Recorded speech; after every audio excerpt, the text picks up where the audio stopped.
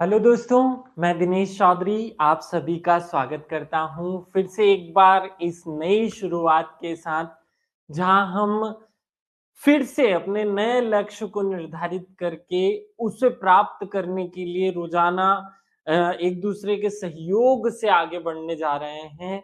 आज से हमारी तैयारी शुरू हो कि हम मुख्य परीक्षा को भी उसी तरीके से एक लक्ष्य मानकर पढ़ें और उसे पार करें, इस पड़ाव को जो हमें अपनी अंतिम सफलता तक ले जाएगा। हम मेंस की तैयारी में क्या-क्या सावधानी रखें, कैसे करनी है इस तैयारी को, आज इस विषय पर बात करने जा रहे हैं। जो बेसिक रूप से हमारी मेंस की प्रिपरेशन में क्या ज़रूरी है और क्या सावधानी रखनी है, इस विषय पर आज की ये क्लास, ये वीडियो फ़ोकस करेगी। तो चलिए शुरू करते हैं। भगवान श्री गणेश का नाम लेकर विषय पर आते हैं।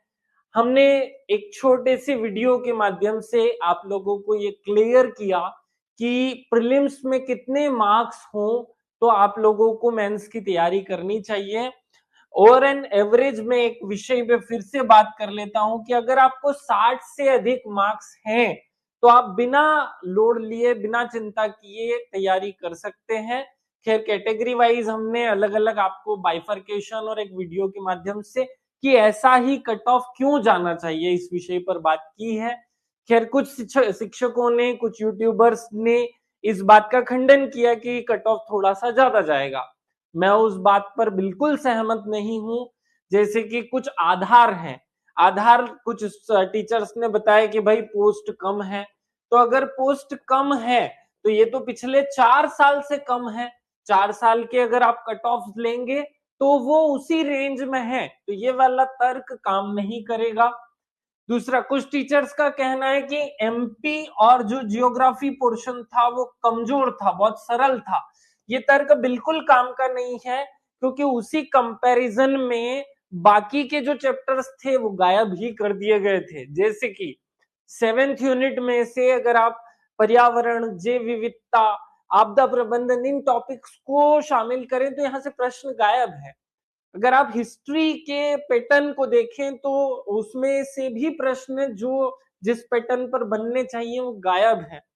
6th यूनिट के पैटर्न को पूरी तरह चेंज किया गया है, अनएक्सपेक्टेड चीजें लाई गई हैं। इस कारण से कुछ छोटे से हिस्से का 20 प्रश्नों का सरल हो जाना उस पेपर को सरल नहीं बना देता। प्रश्न कठिन था, प्रश्न पत्र कठिन था, है, वो सामान्य उदाहरण है, इस अनुसार इसका जो है वो खंडन होना चाहिए। कुछ लोगों का कहना है कि जो पैटर्न है जब वो पहली बार आता है तो कट ऑफ ज्यादा जाता है, ऐसा बिल्कुल भी नहीं है। पहली बार जब कोई एग्जाम होती है तो कट ऑफ हाई की बजाय लो जाता है, अगली बार जाएगा उसकी संभावना पेपर देखकर बातें करेंगे। तो ये डाउट्स अपने क्लियर कर ले। कुछ स्टूडेंट ऐसे हैं जिनके 63-4 नंबर हैं, अभी फाइनल आंसर की आने के बाद हो सकता है उनके 1-2 नंबर बढ़ जाए, तो आज की स्थिति में वो अपना समय वेस्ट ना करते हुए मेंस की तैयारी करे। ये बहुत ज्यादा इंपॉर्टेंट है। भाई, प्रीलिम्स हम केवल इसलिए देते हैं कि हमें मेंस देने का मौका मिले। अगर ईश्वर की कृपा से आपको ये मौका मिल रहा है तो इस टाइम को वेस्ट नहीं करना है, हमें अपनी पूरी जान लगानी है मेंस पर, और वो जान लगाने की शुरुआत कर दीजिए। टाइम वेस्ट होगा आपका उसी तरीके से, जितना टाइम आप वेस्ट करेंगे उसी एवरेज में आपका जो सिलेक्शन है उसका परसेंटेज कम होता जाएगा। ये विषय पर ज्यादा बात नहीं करें। आज मूल विषय जो है कि क्या नहीं करना है, इस विषय पर बात करनी है। आपको सबसे पहले तो जो सबसे खतरनाक बात है कि पूरे टाइम मैंने देखा है कि एमपीपीएससी के स्टूडेंट केवल और केवल नोट्स बनाने, नोट्स अरेंज करने, नोट्स को संभालने, नोट्स इकट्ठा करने में खराब कर देते हैं। अपना पूरा टाइम केवल नोट्स पर फोकस करने में खराब करते हैं। आप लोग मेरी ये वाली बात को बहुत ध्यान से सुनिए कि नोट्स क्या होता है, नोट्स क्या सीन है, इस बात को समझिए। आपने देखा होगा कि मार्केट में आजकल एक एक यूनिट के लिए 200-300 पेज की किताबों जैसे नोट्स अवेलेबल हैं। लगभग 99% कोचिंग क्लासेस में जो नोट्स हैं वो एक एक यूनिट के लिए, एक यूनिट की बात कर रहा हूँ, एक पार्ट्स की बात भी नहीं कर रहा हूँ, पार्ट ए व पेपर 1 पार्ट ए की बात भी नहीं कर रहा हूं मैं। एक यूनिट के लिए 200 पेज का एक जंबल नोट्स अवेलेबल है। और अगर मैं इन नोट्स को, इनको अगर मैं अपने हिसाब से काउंट करूं, मैं किसी फोटोकॉपी की दुकान पे किसी अच्छी क्लास का नोट्स खरीदने जाऊं, तो मुझे वो इतना एक बड़ा बंडल भर करके मुझे वो दे देगा। मतलब लगभग 25 बुकलेट मुझे मिल जाएगी। तो 25 बुकलेट ये जो है वो 300 पेज, 200 पेज। तो एक बात गौर से समझिए कि ये जो 25 बुकलेट में पर बुकलेट 300 या 250 या 200 पेज में मैं मान लूं, तो ये जो 5000 पेज आपको दिए गए हैं, क्या इसे कोई नोट्स कहेगा? अगर मैं किताब खरीद कर लाता तो भी उसमें 5000 पेज ही होते, शायद उससे कम होते, और ज्ञान पूर्णता रूप लिए होता। यहां तो आधा अधूरा ज्ञान है, किसी और के अनुसार है। नोट्स का मतलब ही खत्म हो गया है। अब इसे समझिए, इस कैलकुलेशन को समझिए कि भाई नोट्स किसे कहते हैं, बहुत शांति से समझना। अगर मेरा कंटेंट जो है वो बहुत बड़ा है, तो उसके लिए मुझे किताब पढ़नी चाहिए ताकि मैं एक समझ विकसित कर सकूं। नोट्स क्या होता है? नोट्स उसी का शॉर्ट रूप होता है। मतलब अगर मेरा बुक 100, 500 पन्ने, 400 पन्ने, 200 पन्ने का है, तो मेरा नोट्स 10 से 20 पेज का हो, ये नोट्स होता है। बहुत शांति से इस नोट्स को समझना। एमपीपीएससी के कोचिंग संस्थानों ने तो नोट्स का परिभाषा ही बदल दिया, नोट्स का ट्रेंड ही पता नहीं क्या कर दिया है। समझो, 5000 पन्ने का नोट्स, अगर मैं इसे केवल रीड करना चाहूं तो मुझे 15 दिन लगेंगे। केवल रीड करना चाहूं, मैं रीड करने की बात कर रहा हूं, एक बार मुझे बस लाइन को पढ़ना है तो भी मुझे 15 दिन लगेंगे। अगर इस पैटर्न का नोट्स मेरे पास है या मैं बना रहा हूं, तो क्या इसे नोट्स कहा जाएगा? बिल्कुल नहीं कहा जाएगा, ये नोट्स है ही नहीं। समझो बेटा, जो सबसे बड़ी गलती आप लोग कर रहे हो वो मैं आपके सामने रख रहा हूं। ये बहुत बड़ी बुराई है इस मेंस की तैयारी की, कि हर एक कोचिंग का, किसी भी संस्था का नोट्स आप उठाकर देख लो, 5000 पेज से ज्यादा का नोट्स बना करके रखा हुआ है। अब स्टूडेंट क्या करता है कि देखिए, मैं जर्नी बता रहा हूं, इन 3 महीनों में आप क्या गलती ना करें उसे प्रेजेंट कर रहा हूं। किसी कोचिंग संस्था से जुड़ करके वीडियो क्लासेस देख करके नोट्स बनाता है, या दुकान से खरीद कर लाता है और अपनी टेबल पर ये 5000 पन्ने के नोट्स को पहली बार में वो जब रीड करता है तो लाल पीला करता है, फिर दूसरी बार उनमें और हरा नीला पेन से उनमें अंडरलाइनिंग करता है, तीसरी बार में उनको फिर पढ़ता है, और तब तक एग्जाम आ चुका होता है। अब उसने केवल 3 बार रीड किया है। ये स्टूडेंट जब एग्जाम देने जाएगा तो क्या हाल होगा इसका? इसको याद तो कुछ है ही नहीं। 5000 पन्नों को जब पहले पन्ने से मैं 5000वें तक जाऊंगा रीड करते करते, तो ये कोई स्टोरी तो है नहीं जो याद हो जाएगी। ये बिल्कुल याद नहीं रहने वाला है। और एग्जाम आजकल और अंदर घुस करके सीधे पॉइंट टू पॉइंट बात करने लगी है। अभी हम नंबरिंग सिस्टम पर जब आएंगे तो और बताऊंगा इसे मैं, लेकिन इसको समझो, ये तरीका आपको फेल करवा देगा। क्या होना चाहिए तरीका? बड़ा आसान है। इन नोट्स को रख दो, ये देवी है, ये माता है, इनको अलग रखो। इनको भी पढ़ना है, लेकिन इनको एक बार रीड करने के बाद हाथ नहीं लगाना। इनको रीड किया जा सकता है, इनको याद नहीं किया जा सकता। तो याद किसे किया जा सकता है? इस नोट्स में से आपको अपने हाथ से, मैं फिर से कहूंगा, ये बात 3 बार कह रहा हूं कि अपने हाथ से, अपने हाथ से नहीं है तो कोई काम का ही नहीं है। अपने हाथ का नहीं है तो कोई काम का ही नहीं है। अपने हाथों से जब आप उस नोट्स को रीड करें या किसी टीचर से पढ़ें या कोई क्लास लें, कुछ भी किसी भी तरीके से कंप्लीट करें, तो समझ विकसित करें दिमाग में, जो कि नोट्स से जनरली नहीं हो पाती है। कुछ टॉपिक्स में तो टीचर की सहायता लेनी ही होगी। हम फिर भी अगर मान ले कि अगर आप ऐसा कर रहे हैं तो भी इस पूरे यूनिट का, एक यूनिट का आपका जो नोट्स है वो 5 से 10 पेज में आ जाना चाहिए। 10 पेज से ज्यादा का एक यूनिट का नोट्स शॉर्ट किया हुआ नहीं होना चाहिए। इसके पीछे का रीजन समझो, समझो बहुत अच्छे से, सावधानी से समझो इस बात को कि भाई जब मैं एग्जाम दे रहा हूंगा, जब मेरा मेंस का एग्जाम चल रहा होगा, मैं पहला पेपर देकर आ जाऊंगा। पहला पेपर देकर आने और दूसरा पेपर शुरू होने के बीच 8 घंटे का टाइम मिलता है बच्चे को पढ़ाई करने का। टाइम तो 12, 14, 15 घंटे है, लेकिन सोना भी है, उसे आराम भी करना है। उसके पास 8 घंटे हैं जिसमें वो पढ़ सकता है।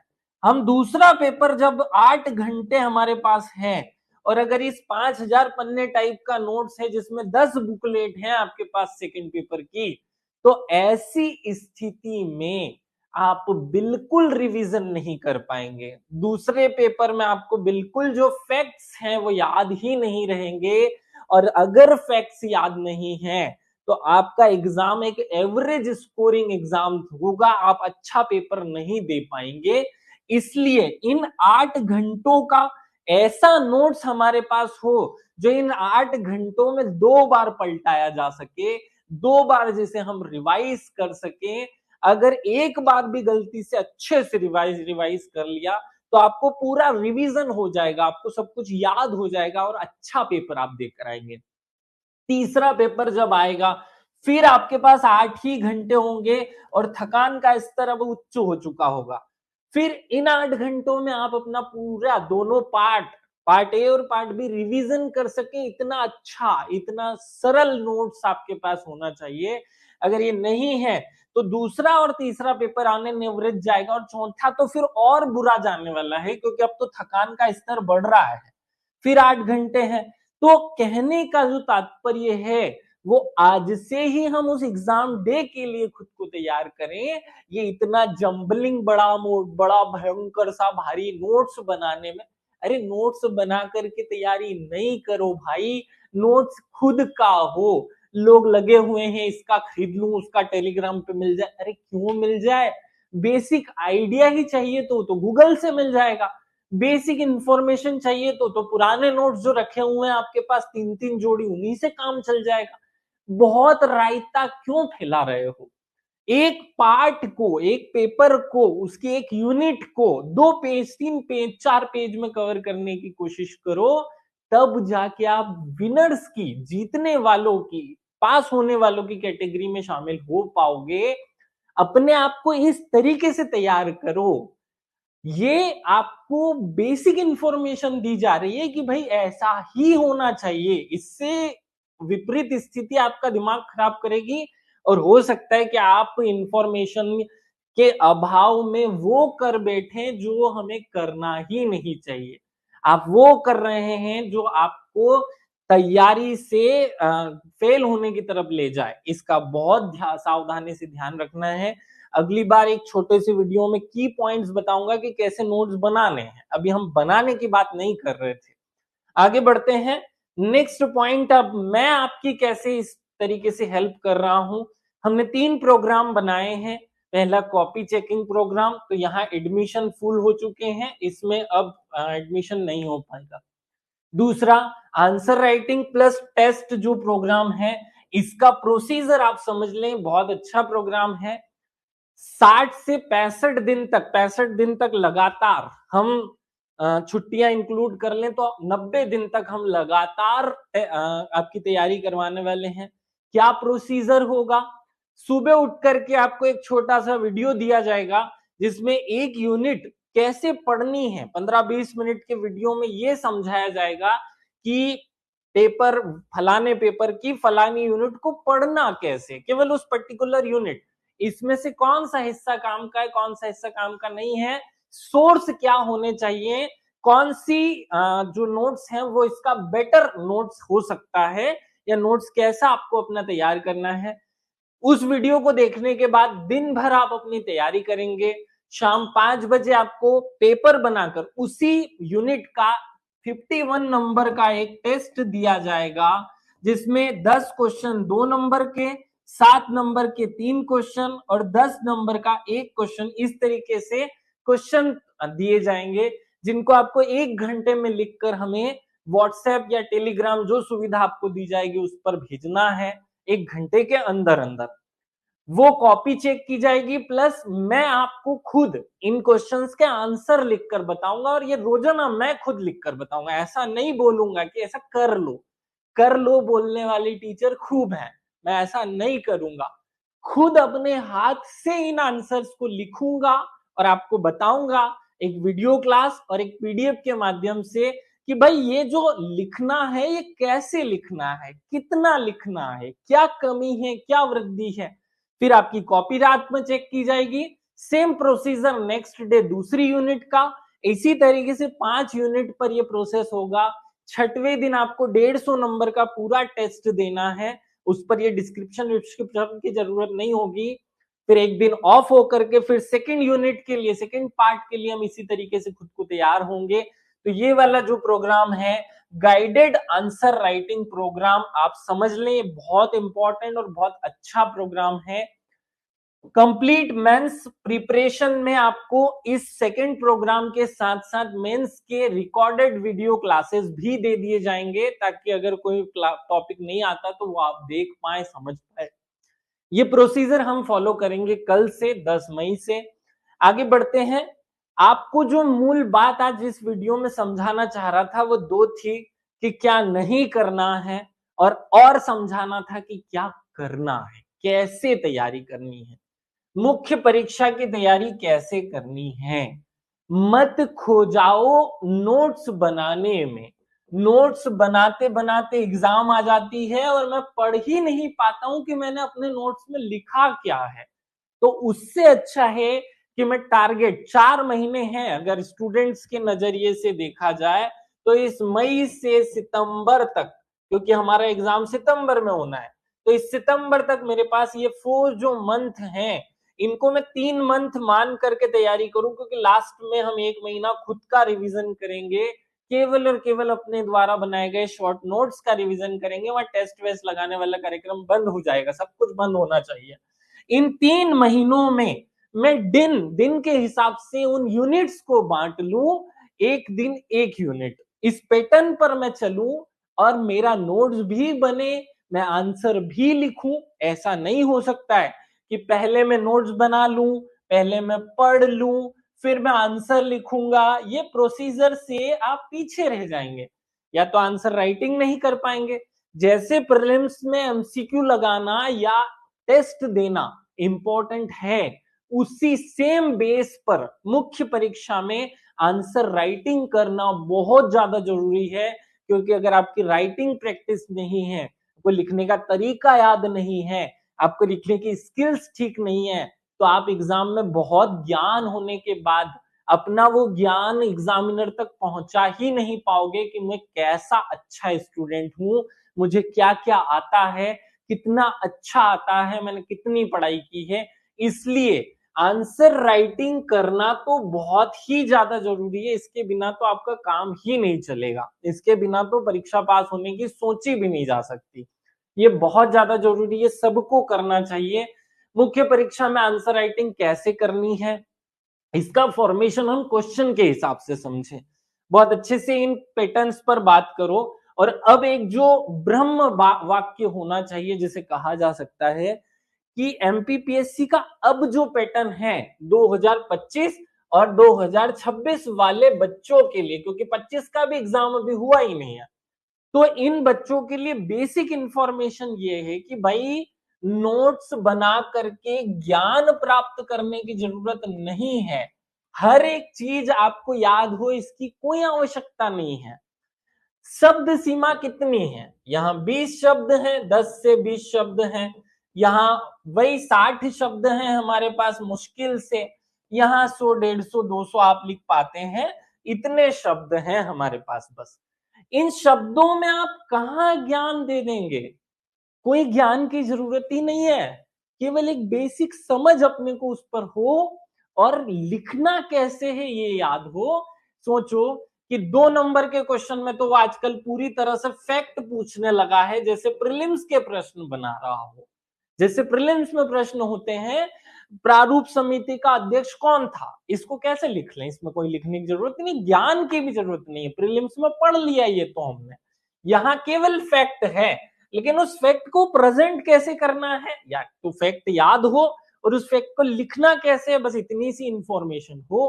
दूसरा, इन 7 नंबर के प्रश्नों से पूरा खेल जो है वो इधर से उधर पलट रहा है।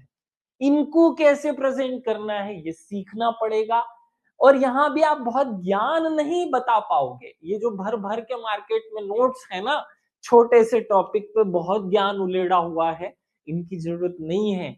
अगर मुझे ये भी याद है कि ये चीज क्या है, तो भी मैं आंसर लिख सकता हूं। बस मुझे उत्तर लेखन की कला याद होनी चाहिए। तो मेरी ये सलाह है कि भर भर के पढ़ने से अच्छा है कि मूल चीजों को पढ़ा जाए। एग्जामिनर सीधे सिलेबस का वो पॉइंट उठा करके एग्जाम में रख रहा है, कोई बहुत डीप जाने की जरूरत नहीं है। आप डीप जा करके अपना नुकसान करते हैं। मुख्य परीक्षा में इतने ज्ञान की आवश्यकता ही नहीं है। ज्ञान कम रखो और प्रैक्टिस ज्यादा करो, ये फॉर्मूला यहाँ पर अप्लाई किया जाना चाहिए। अब कैसे आंसर को लिखना है वो आपको थोड़ा सा अच्छे से समझना पड़ेगा, और वो बात बहुत इंपॉर्टेंट है, समझिए कि 2 नंबर का अगर प्रश्न है, 2 मार्क्स का अगर कोई क्वेश्चन है, और उसमें एक पैटर्न आप सीखें कि अगर किसी राजा का नाम लिखा है, राजा का नाम अगर एग्जाम में मुझसे पूछा है, तो मुझे यहाँ जो ये 3 लाइनें हैं इसमें क्या लिखना है। मैं थ्योरेटिकल आंसर ना लिखूं, मैं छोटे छोटे पार्ट्स में आंसर लिखूं। मान लीजिए कि यहाँ किसी राजा का नाम जैसे अशोक लिखा हुआ है, या समुद्रगुप्त या विक्रमादित्य, या कुछ न कुछ एक राजा का नाम यहाँ लिखा हुआ है। मुझे आंसर कैसे करना चाहिए? बड़ा आसान है। आपको पहली लाइन में ये बताना पड़ेगा कि ये कहाँ का राजा था, ये कहाँ का राजा था, और इसी में इसकी उपाधि भी शामिल कर लें एक ही पॉइंट में, और डेश लगाकर। कोई थ्योरेटिकल फलाना चंद यहाँ का राजा था ऐसे नहीं, आप लिखेंगे प्राचीन काल में मगध साम्राज्य का। अब मगध साम्राज्य कह दिया तो समझ में आ गया कि बड़ा राज्य है, मगध साम्राज्य का शासक, इतना सही तो कहना है। तो पहले नंबर पे ये बताया जाए कि भैया ये कहाँ का राजा था, किस जमाने का, किस जगह का, क्योंकि राजा की पहचान इसी से तो है कि वो कहाँ का, किस समय का राजा है। फिर उसकी उपाधि से उसकी क्षमता को प्रेजेंट किया जाता है कि ये कितना प्रतापी था। फिर हम उसकी या तो राजधानी बताते हैं या उसका काम बताना शुरू करते हैं। तो एक वर्ड हम राजधानी से और एक काम से, या उसकी कोई विशेषता रही हो, मूल विशेषता। जैसे अगर मध्यकालीन राजाओं की बात करेंगे तो युद्ध पर फोकस कर लेंगे, प्राचीन काल के राजाओं पर बात करेंगे तो उनकी विशेषता पर फोकस करेंगे। इस तरीके से 3 फैक्ट्स हमें लिखने होते हैं। अगर 3 फैक्ट 4-5 नहीं लिखना है, 4 भी बहुत है, 4 लिख दिए तो बहुत हो गया, 2 भी लिखोगे तो चलेगा। ये पैटर्न आपको सीखना पड़ेगा। ये कैसे, जैसे मैंने अभी, अब सेम पैटर्न अगर किसी एक सांस्कृतिक साहित्यकार या इतिहासकार का नाम आ गया, मान लीजिए यहाँ कालिदास लिखा है, तो सेम पैटर्न पर हमें ये बताना होता है कि ये कौन है भैया। चित्रकार है, लेखक है, रचनाएं करता है, कवि है, गाना गाता है, कौन है। तो इसकी जो पहली लाइन है वो इसका इसके इसकी ये क्यों पूछा गया, इस बात को प्रेजेंट कि ये आदमी कौन है, इस बात को प्रेजेंट करती है।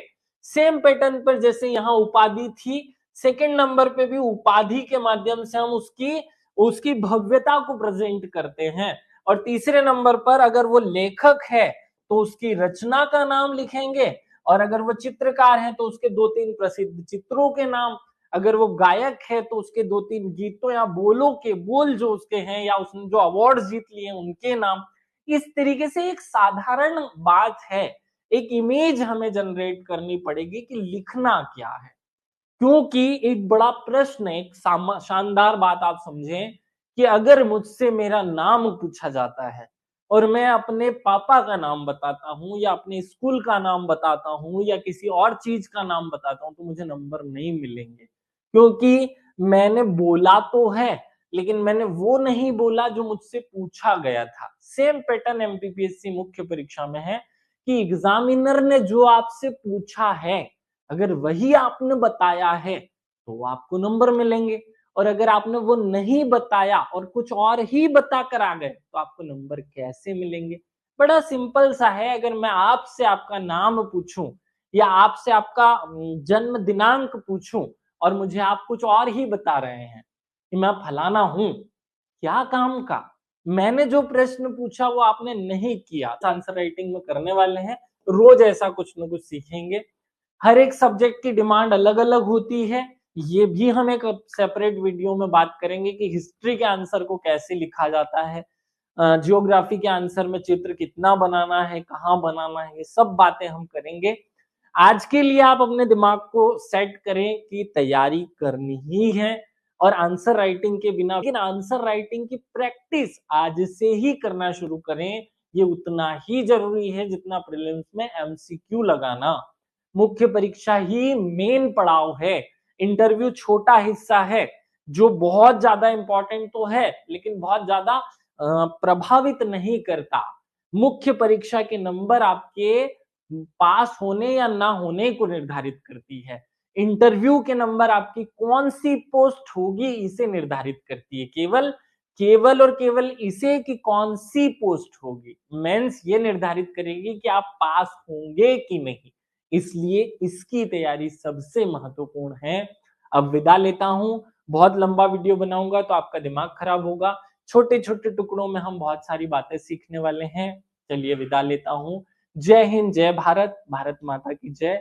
स्वस्थ रहें, मस्त रहें, खुश रहें, आबाद रहें। Thank you.